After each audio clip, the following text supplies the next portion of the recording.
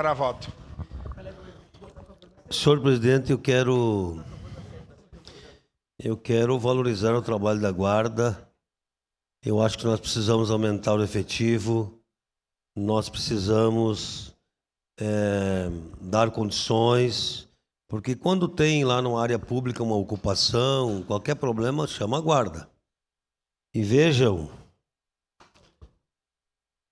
anotei assim por cima, 48 BS, estamos construindo mais 3, 83 escolas, 45 escolas de educação infantil, vamos construir mais 31, centros comunitários, CRAS. Então são muitas áreas públicas, muitos locais que a Guarda precisa ser, vamos dizer assim, estar presente.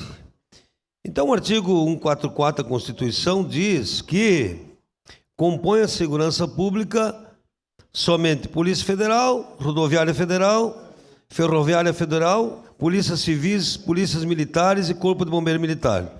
Polícia Municipal, estou falando da Constituição. Do mesmo artigo, completamente claro, estabelecer que municípios só podem criar guardas municipais e sua função estruturante e proteção dos bens, serviços e instalações municipais. Então, pode assumir natureza policial sem expressa autorização. Uma entidade pública não pode assumir natureza policial sem expressa autorização constitucional. Então, sim, é autorizativa, sim, mas eu acho que eu vou votar não. Votar não porque tem... até no futuro pode ser que tenha algumas alterações, mas hoje no momento não. Então, me perdoe, Bortola, mas vou respeitar a Constituição e vou votar não. Cada vereador